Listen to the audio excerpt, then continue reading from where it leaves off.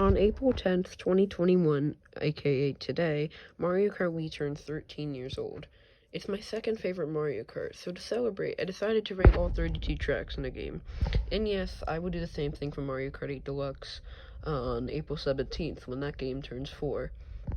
And no, I'll actually make sure to do both parts this time. Anyways, number 32 is SNES Mario Circuit 3. This track is very boring and plain. It's just simple turns, annoying 181, like this annoying 180 turn, some dumb oil spills and pipes, and there's like one shortcut.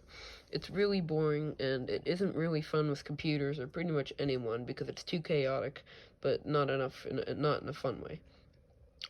Number 31 is SNES Ghost Valley 3.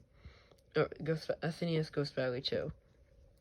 This track is pretty simple and probably the shortest track in the game.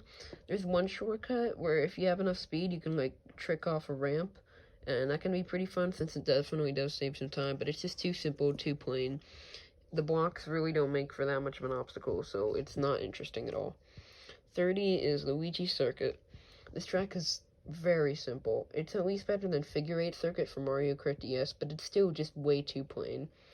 All you're really doing here is just making the most simple turns, and then there are these speed boosts at the end, but they end up slowing you down, so there really isn't a point, and it's just too flat anyways. Number 29 is DS Yoshi Falls. This is one of my least favorite Nitro tracks from Mario Kart DS. It was always just way too simple. Now, while I do like the fact that if by driving on the waterfalls, which can be risky, you can actually get a faster pass and an item box, it's a pretty cool strategy, but it's just a glorified loop, like Nathaniel Bandy said. Nothing interesting about it at all. Number 28 is DS Desert Hills, another very bland track from Mario Kart DS. This one has some pokies, and there's a cool shortcut behind a pyramid, and if you do have some mushrooms, you could take some neat shortcuts at the end, but I never liked Desert Hills. Heck, I made a video, and it was called, "This is why I don't like Desert Hills," because I had Pokey. It's just too plain. I don't like it. Number 27 is N64 Sherbert I think the turns on this track are more annoying than in the original. The penguins aren't as annoying, though, since they don't slip you up as much, and it's easier to avoid them, but it's still just a very flat, very simple track, and I never feel in control on here. And the only way for you to actually feel in control here is on the Magic Cruiser bike, and that's about it. Number 26 is N64 Mario Raceway.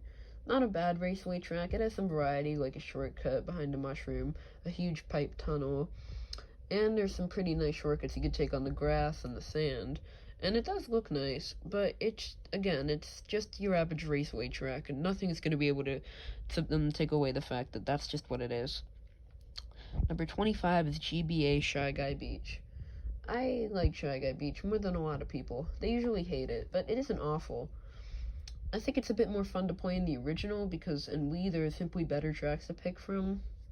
But yeah, this track has things like umbrellas and some grass patches and some water you can take cool shortcuts through. There are also some crabs. They can be a bit annoying, but there are also some ramps you can go off of. And these Shy Guys that shoot out cannonballs, which can be very hazardous, but also a bit of fun to avoid. It was a nice track, but compared to some of the best of Wii, it just doesn't hold up too well. Number 24 is GCN Peach Beach.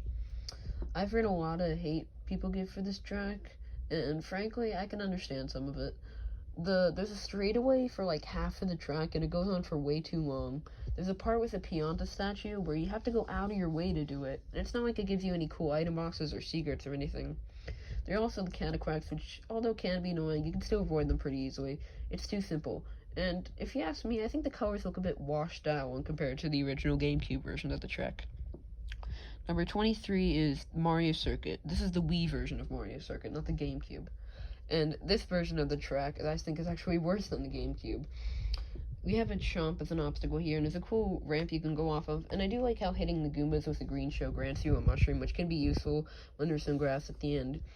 But it's kind of just a figure eight. But at the very least, for a Mario Circuit track, it has a bit of variety. I think it's just a flatness that I don't really like about it. There's a bit of elevation, that's about it.